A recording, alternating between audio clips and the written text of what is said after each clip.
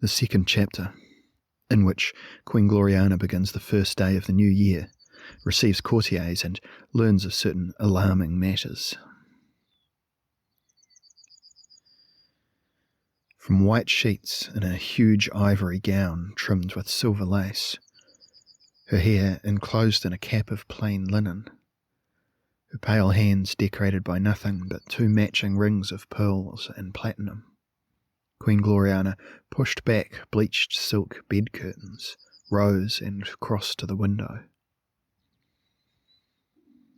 On snowy lawns, albino peacocks paced before carved yew hedges, which this morning were like marble. A few flakes still fell to cover the darker tracks of the birds, but the milky sky grew lighter as she watched. There was even a trace of the faintest blue.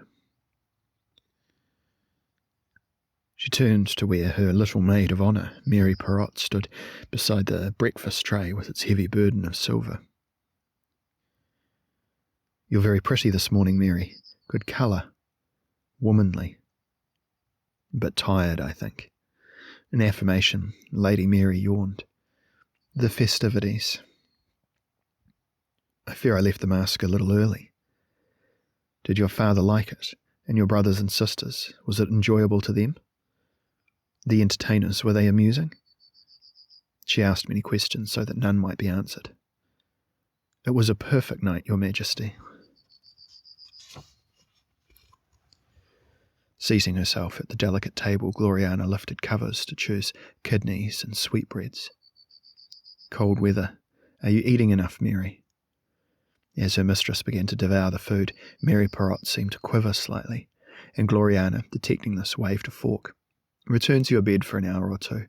I'll not need you. But first place another log on the fire and bring me the ermine robe. That dress is a new one, eh? Red velvet suits you, though the bodice seems too tight." Lady Mary blushed as she leaned before the fire.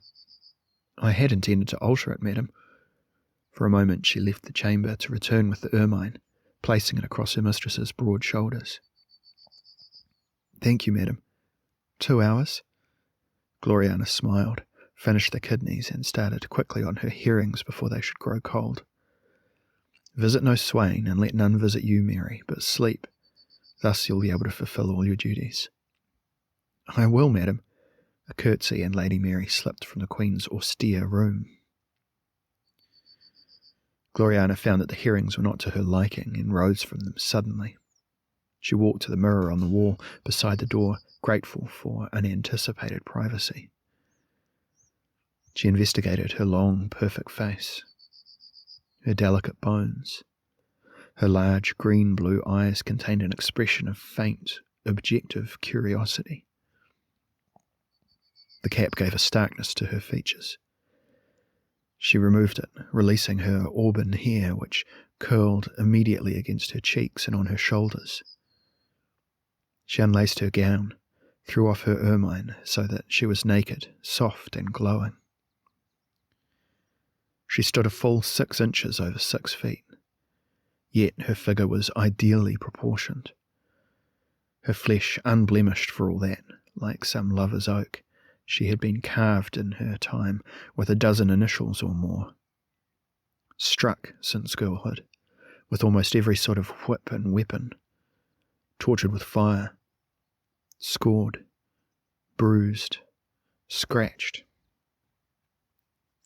First by her father himself, or by those who, serving her father, sought either to educate or to punish her.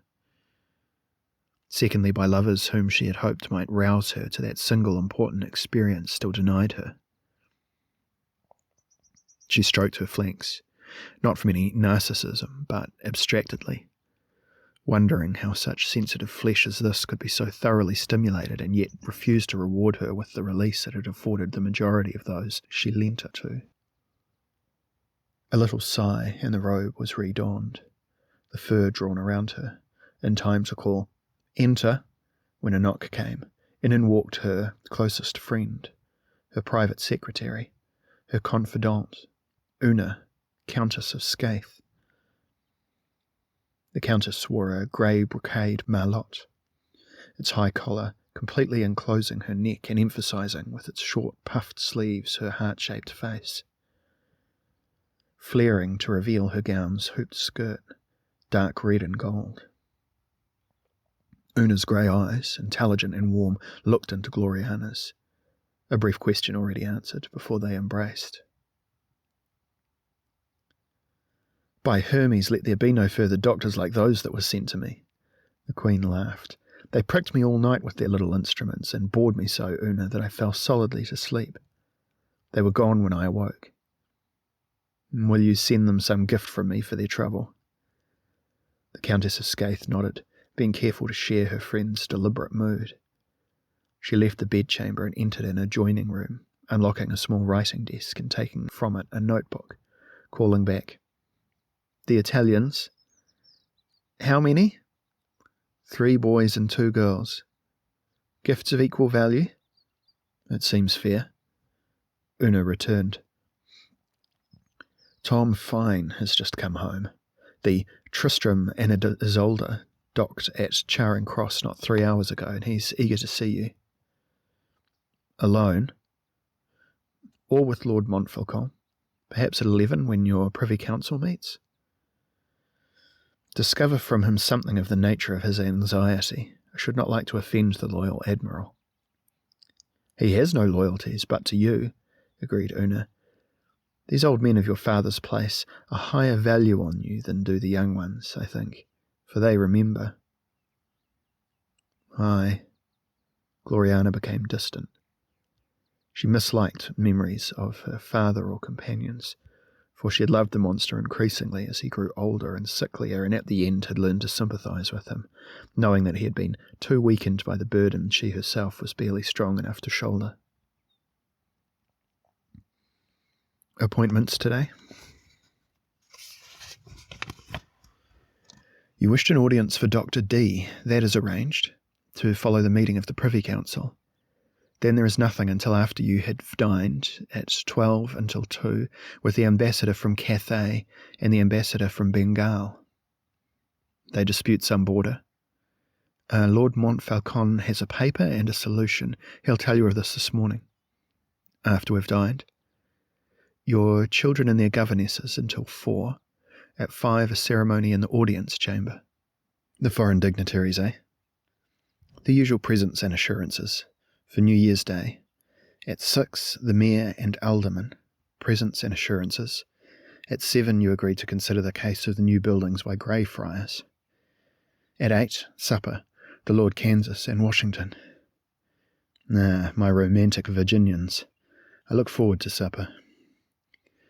After supper, only one thing. Sir Tancred Belforest requests an audience. Some new scheme of chivalrous daring. I think this is a private matter. Excellent. Gloriana laughed as she entered her dressing room, ringing the bell for her maids. It will make me happy to grant at least one boon to the poor champion. He yearns eternally to please me, but all he knows is battle and gymnastics. Have you any inkling of his desire? I would say he asks your permission to marry Mary Perrott. Oh, gladly, gladly. I love them both, and I'd grant any boon to distract his noble concentration. The maids of honour entered. Pretty girls. Every one of them had been a lover of the Queen and been employed as a result, for she could not dismiss any who had tried to please her and who did not wish to be free. So the day is relatively light. Depending on Tom Fine's news, he could bring reports of wars in the West Indies. We are not concerned with the West Indies. Save for Panama, they do not come under our protection, thank the gods. Unless they should attack Virginia, but which of their nations is powerful enough? With Iberian help? Oh, with Iberian help, aye, but I think the West Indians mistrust Iberia now, for so many of their people have been sent to the slaughter. No, for danger we must needs look closer to home, dearest Una. She leant to kiss her secretary as maids tugged at her stays to produce the conventional, peas-cod-bellied figure demanded of her station. She grunted as the wind left her. Ugh. I'll go and tell Sir Tancred he is blessed. Una departed, while Gloriana continued to suffer the somewhat comforting constrictions of her costume as she fitted, tight and tidy, like some man-o'-war for her day's duties. Stomacher and farthingale, a starched wired ruff, stockings of silk and tall-heeled shoes, embroidered petticoat, gown of golden velvet set with jewels of a dozen kinds and little stitched flowers, cloak of dark red velvet trimmed with ermine, hair bound with pearl strands and topped by a coronet, face powdered, gloves on hands, rings on gloves, mace and sceptre held to left and right until she was ready to glide about her business, surrounded, a frigate by gulls, by her little pages and maids, some of whom took up her train. On her way to the privy chamber where her counsellors awaited her, she sailed down corridors hung with silken flags, with tapestries and paintings, corridors decorated with glowing panels showing scenes of Albion's glories and vicissitudes, beasts, heroes, pastoral scenes of exotic Oriental, African, or Virginian landscapes. And she passed her courtiers, who bowed to her or curtsied to her, who complimented her, and with some she must share a good morning or an inquiry as to health. She passed squires and ladies-in-waiting, equerries, stewards, butlers, footmen, servants of every description. Her feet trod on carpets, mosaics, tiles, polished wood, some silver, a little gold, marble, and lead. She took a corner gracefully through the first, second, and third audience chambers, her skirt's hoop swaying, where courtiers and petitioners awaited her favour, and gentlemen pensioners, her personal guard, Lord Roane's men, in scarlet and dark green, saluted her with their pikes, while footmen pushed open the door of the audience chamber, which she crossed without pause to enter the privy chamber, where her counsellors rose, bowed, waited until she seated herself in her chair at the head of a long table before resuming their own positions. These 12 gentlemen in gowns of rich materials, with golden chains upon their chests. Through the splendid window at Gloriana's back came light, filtered by 1,000 colours in the huge stained scene of emperor and tribute.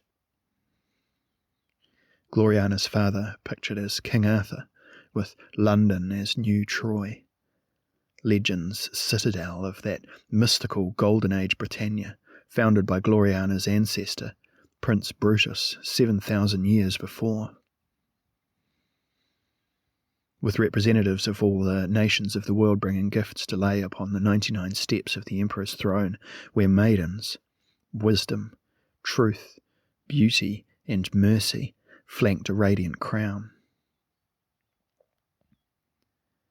Privately, Gloriana considered the window to be in poor taste, but respect for tradition and her father's memory demanded she retain it.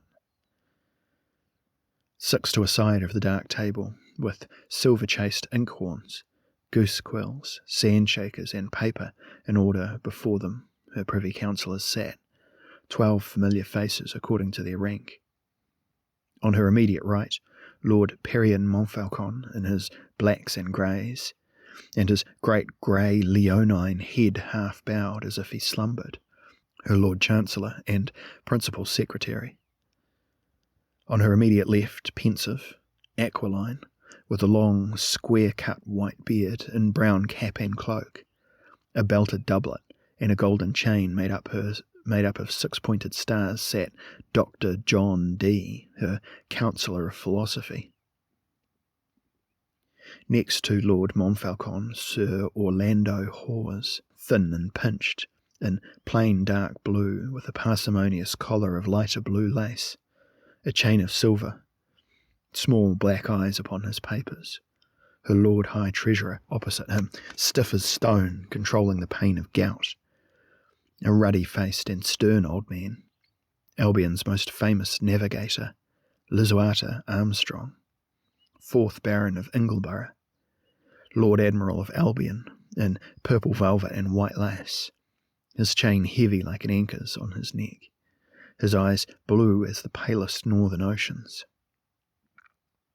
Next on the right was Courtiers, Lord Ransley, Lord High Steward of Albion in ruffs and cuffs of pale gold, quilted doublet of deepest russet, his chain of office embellished with rubies.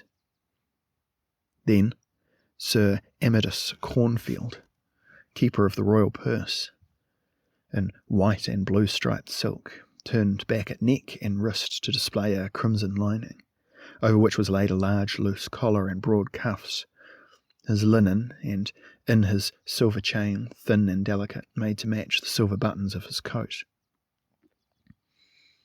He was a handsome, sardonic, wide-mouthed, dark-haired gallant, taking his duties seriously. He appeared to be studying some aspect of the window he had not noticed before.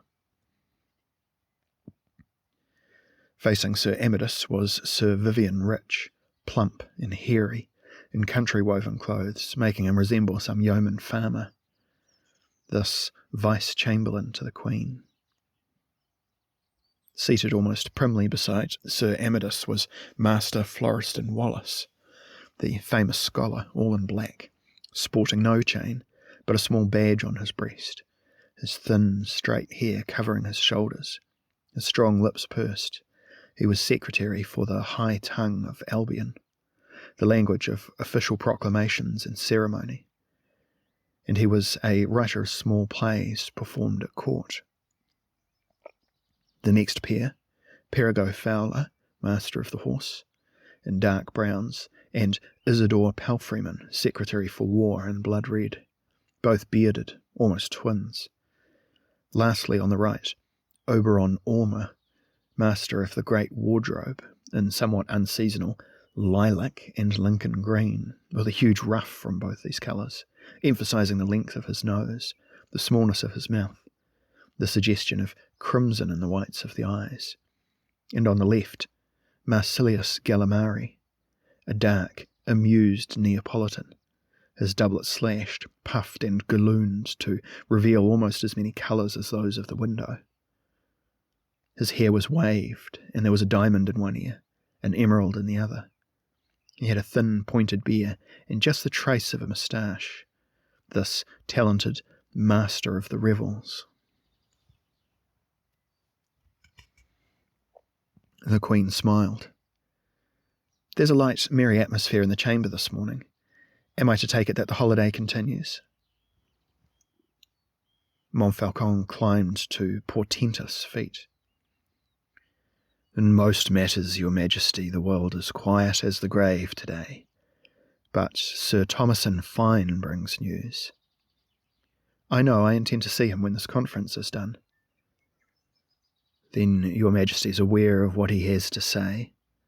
A significant grunt. "Not yet, Lord Montfaucon." Come, my Lord Chancellor." Dr. D was an old rival. "You hint so ominously one might suspect the world ends at last. Are you dissatisfied because there is no threat current upon Albion? Would you like an omen? Shall I consult the Talmud? Shall I conjure you a disaster? Release a few devils from bottles? Find a dark future in the stars? Frighten us all with talk of the possible plagues one might catch if this warning isn't heeded, or that one ignored?" Being virtually without timbre, his voice always made some think he spoke as now sardonically. By others he was almost always taken literally. Thus he surrounded himself with more ambiguity than he could ever understand, and was often in turn greatly baffled by his fellows, simply because unknowingly, unreasonably, he could not help his voice, he had baffled them. Perryon Montfaucon was by no means baffled, for he was used to D's raillery. Neither loved the other even a little. Lord Montfaucon made a display of patience, giving his attention wholly to the Queen. "Your Majesty, it is a small matter, but it could be the nut from which would grow an exceedingly tangled root." Anxious to avoid a full-fledged drama between these two seasoned players, Queen Gloriana raised both hands. "Then shall we have Tom Fine before us now to explain?" "Well," Lord Montfaucon shrugged, "it can do no harm. He is without in the first presence chamber." "Well, then have him fetched, my lord." Lord Montfaucon turned from his chair and moved slowly for the little door behind them, which led to the anteroom between the privy chamber and his own offices. He opened the door, gave a word to the footman. A pause. Then in stumped Fine. Sir Tom had trimmed his beard a little for the occasion, and there were 5 purple ostrich feathers in his hat, a short, pleated bottle-green cape on his left shoulder, a white starched ruff emerald green doublet belted at his corseted middle, wide galley slop hose tied below the knee with ribbons, white stockings and gold-buckled black shoes. He had donned his best. His little twinkling eyes widened a trifle as he saw the Queen, and he doffed his hat, bowing low, clumping forward on his carved foot, which had been so designed that the stump of his ankle could be pinned perfectly into it. "Your Majesty." "Good day to you, Sir Thomason. We expected you earlier. Were there storms?" "Many, Your Majesty, every league of the way. We were badly damaged. All rigging gone but a couple of stays, most yards down by the time we sighted the coast of Iberia. We limped through the narrow sea and put into the Havre to make minor repairs before coming on. That was 4 days ago." "Your news is of France, then?"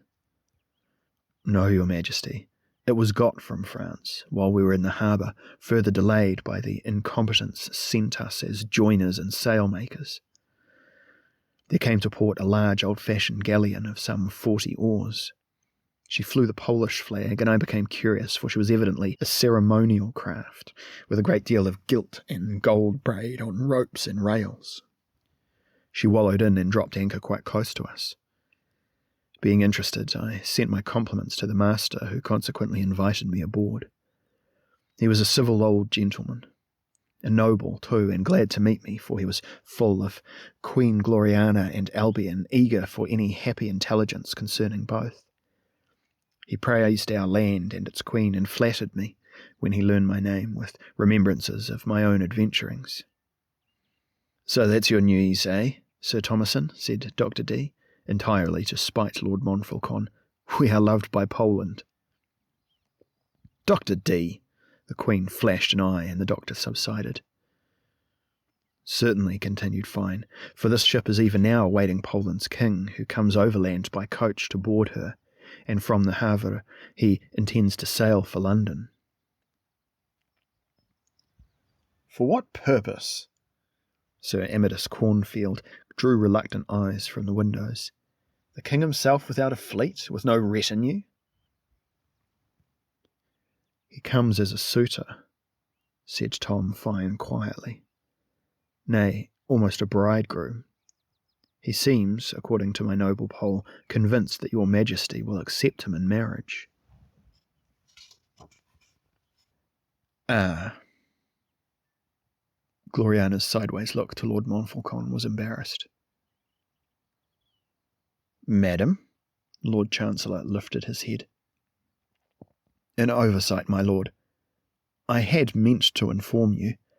I sent letters to the King of Poland." "Consenting to marriage?" "Of course not. It was while you were suffering the fever in November last there came a message from Poland, formal enough, suggesting a visit, a private visit from the King. Perhaps a secret visit, now I think of it, but a visit incognito at any rate. I agreed. 2 swiftly penned letters, one assuring him of our affection for his nation, the other suggesting an early date in the new year. No reply received. Perhaps it went astray. He is reckoned a kindly man, and I was curious to meet him."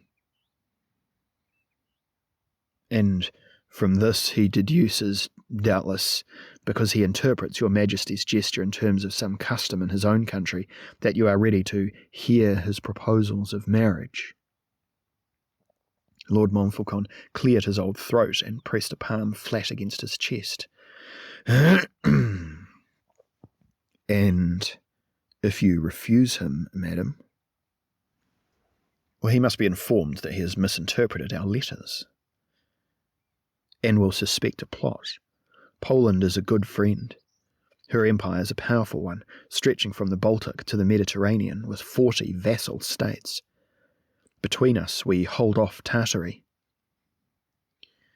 We are familiar with the political geography of Europe, Lord Montfaucon. Dr. D drew a long nail down the side of his jaw. You suggested that if Poland believes himself a rejected suitor, a jilted lover even, he will revenge himself with war upon us. Not war, Lord Montfaucon spoke as if he answered his own voice. Probably not war, but strained relations we cannot afford. Tartary's ever ready, and Arabia's ambitious too. Well, then perhaps I should marry Poland. Queen Gloriana was for a moment a wild young girl. Eh? Would that save us, my lord? The Grand Caliph of Arabia comes soon upon a state visit, Lord Montfaucon mused. There is every hint he, too, intends a proposal. Then next month there's the Theocrat of Iberia, but he knows his cause to be hopeless, since there could not possibly be issue. Yet Arabia. He became decisive. Well, there's nothing else for it. They must appear together. But Poland's imminent, pointed out Tom Fine. Any day he arrives in the Havre. One more day or so and he's docking in London. When was he due to arrive? Montfaucon paced back and forth alongside the table with his fellow councillors. They tried to follow both his reasoning and his movement. 48 hours, I think, behind me, and I left on the morning tide yesterday. So we have perhaps 3 days, at most. I am deeply sorry, Lord Montfaucon, for forgetting to inform you. Gloriana's voice was small. Suddenly Lord Montfaucon straightened, ceasing his musing, shrugged. No matter, madam. It will be an embarrassment, nothing more. We must pray Poland's delayed a little longer and coincides with Arabia. But why should that improve my situation, my lord? Well, it is a question of pride, madam. If you should wound the pride of one or both, then our relations deteriorate naturally. But if Poland wounds the pride of Arabia, or vice versa, we are strengthened. Neither thinks ill of the Queen. Each one thinks worse of the other. I consider not the immediate problems, madam, as you know, but those potential problems. Arabia and Poland would make an unlikely alliance, but not an impossible one. They share a seaboard, the Middle Sea, and yet the entrance to that sea is pretty well controlled by Iberia, who in turn would ally herself with Arabia against us. The convolutions of your thinking, sir. A black hand raised as if to ward off assault. Sir Orlando Hawes spoke for a moment. Do they baffle only me? He spoke with courtesy. He admired Montfaucon. They baffle all of us save the Lord Chancellor, I think. Queen Gloriana rustled a cuff. Yet I respect his concerns, for he has more than once anticipated an important threat to this realm. We must leave it to your diplomacy, my lord, and I shall honour any decision you take. A low bow. Thank you, madam. I am almost certain the matter will resolve itself. I am entirely to blame, sir, for this trouble. The exchange of letters occurred when I was obsessed with so many other problems. It seems... Lord Montfaucon was firm. The Queen need not explain herself. He's considered something of a clown, I gather, this Poland. Lisuata Ingleborough made an inquiring eye. Or at least an eccentric. Strange that he sent no emissaries. If that had been done, we should not now be so surprised. Lord Ingleborough speaks the truth as I understand it. Tom Fine fingered the plumes of his hat. Count Korniowski, if I remember his outlandish name accurately, said much the same, though not directly. His master has little grasp of statecraft, is primarily obsessed with music and such things. Platonically speaking, the nation's entirely decadent. There is a parliament in Poland representing the interests of commons and nobles alike, and this makes all the king's decisions for him. Your Majesty, so it's said. The little admiral gave vent to a high-pitched giggle. A strange land that has a king but doesn't use him, eh? Queen Gloriana smiled slowly, almost wistfully. Well, we thank thee greatly for this service, Tom Fine. Have you more news of your own venturings in the West Indies? Golden Ballast saw us through the storms, Your Majesty, and it's still aboard at Charing Cross, awaiting your pleasure, in the holds of the Tristram and Isolde. You have an inventory, Sir Thomason? Sir Orlando Hawes' manner was almost warm towards the mariner. Aye, sir. Thomas Fine hobbled forward, drawing a roll of paper from his belt, and, bowing with great ceremony, handed it up to Queen Gloriana. She unrolled the document, but it was obvious to most of those who watched her that she did not read it. Enough to build and fit a whole squadron of ships. Gloriana rolled the document and passed it to Lord Montfaucon, who gave it to Sir Orlando. Would you divide a 10th part between yourself and your crew, Sir Tom? You are generous, madam. 1/10 of this. Like a startled stallion, the Lord High Treasurer's nostrils flared. It's too much. 1/12, Your Majesty. Or for so many lives risked. Sir Orlando sniffed. Very well, madam. Queen Gloriana peered the length of the table. Master Gallimari, are entertainments prepared for all today's functions? They are, Your Majesty. While you dine, the music of Master Paviali. Excellent. I am sure all the other sources will be appropriate. And the gown for this evening is ready, eh, Master Orme? To the last button, madam. And you, Master Wallace, have prepared the speech for this afternoon? 2, Your Majesty. 1 for foreign ambassadors, and 1 for the London's mayor. And there are no decisions I need to make concerning dinner or supper, I gather. And, Sir Vivian, I regret we shall not be able to go to the hunt until next week, but I beg you, hunt without us. Thus the Queen improved the atmosphere in the council chamber, causing all to laugh, for Sir Vivian's passion was a standing joke. Slowly Gloriana got to her feet, smiling back at her suddenly jovial councillors. They rose in formal respect. There are no urgent matters, then? That was the only pressing problem, Lord Montfaucon? It was, madam. The old Chancellor bowed and handed her a scroll. Here is my suggested solution for Cathay and Bengal. She accepted it. I bid you all adieu, gentlemen. 13 leagues bent. Gloriana departed this worshipping concourse and was at once surrounded again by pages and maids on her voyage back to her own lodgings, where she might gain, with luck, half an hour in which to indulge an inquest on the matters of Poland with her co-conspirator in innocence, the Countess of Scaith. Perion Montfaucon, frowning, signed first to Lisuata Ingleborough and then to Sir Tom. The 3 were cronies, survivors of a tyranny that they had sworn must never return. Montfaucon bid a hasty farewell to his fellow councillors and led the 2 through the small door across the antechamber into his own offices.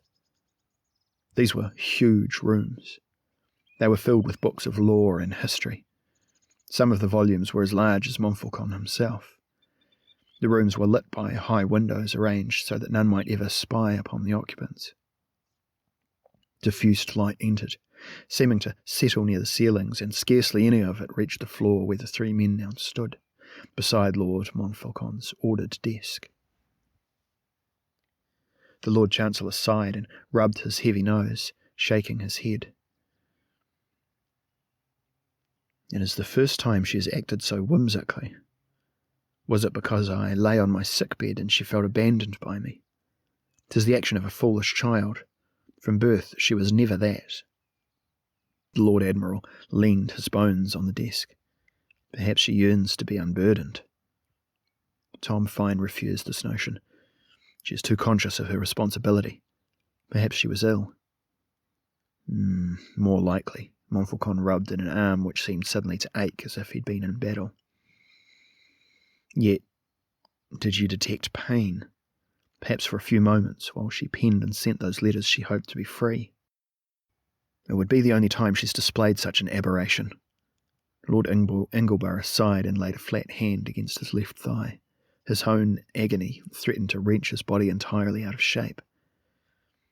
Lord Montfaucon said, "We must make it our duty to ensure it does not occur again, and save her pain if possible." "You grow sentimental, Perian," Tom Fine uttered quietly, a chuckle which had chilled the blood of thousands. "But how are we to solve the dilemma?" "Well, it must solve itself," said Ingleborough. "Surely." Montfaucon shook a determined head. "There's another way. There's more than one, but I'll try the least dramatic one first. I'm used to such manipulations. If the Queen but knew what I do to ensure her faith and that of her subjects. In this case, the art is to trick and delay all suitors, to keep all in hope, to give no assurances, to offend none, to weary the persistence, and to give a touch of encouragement to the crestfallen. Thus I shall play the flirt for the Queen." And he performed a small, uncharacteristic dance, which perhaps he thought flirtatious, before he sat himself down. Decadent Poland comes from this direction, warlike Arabia from that. The secret is to let them arrive at about the same time in the hope they'll collide, look, as it were, into a mirror, and mislike the reflection, and leave in dudgeon. But Poland comes too soon for that," Tom Fine insisted. "Yeah, then I'll stop him." "How?" "Sabotage. His ship can be delayed while at the Havre. He'll find another." "True, and then closer to home." A knock on the door and a frown from Lord Montfaucon. "Enter." A young page came in. There was a sealed envelope in his extended right hand. He bowed to the company. "My lord, a message from Sir Christopher to be delivered urgently." Lord Montfaucon received the envelope and broke off the seals, reading swiftly and then glaring. "The very man I considered. The only man I considered, and he's pronounced a murderer and hunted. By Zeus, I'll be glad to see that toad hopping on a stake." "A servant of yours," Tom Fine grinned. "A bad servant by the sound of him." No, the best I have. There's none so clever, there's none so wicked. But he has overextended himself, it seems. And an Arabian princeling at that. Of course, Sir Launcelot's Arab. "We'd be illuminated, Lisuart and I," said Tom Fine, and twinkled very merrily, making it obvious to his two friends that he was more than a little curious as to the letter's contents. Lord Montfaucon screwed the message up, then burned it without thinking in a grate already black with past papers. "There's no more." Lord Montfaucon became cunning. "Now I must plot to save my toad, my unwelcome familiar, from his roasting. How may I defeat the law we both support?" This seems secret and weighty. Sir Thomas and Fine limped for the door. "Will you dine with me, Lord High Admiral? Or better yet, make me your guest to dinner?" "Gladly, Tom." Lord Ingleborough, noblest of these survivors, seemed troubled by the Chancellor's words as well as by his actions. "By the gods, Perian, I hope you will not bring back the bad days with these schemes of yours." "I scheme only to prevent that event, Lord Ingleborough." With gravity the Lord Chancellor bowed to his friends and wished them good appetite, before pulling at a rope to sound the bell that would bring Tinkler from the shadows to bear a message to his master. Choir.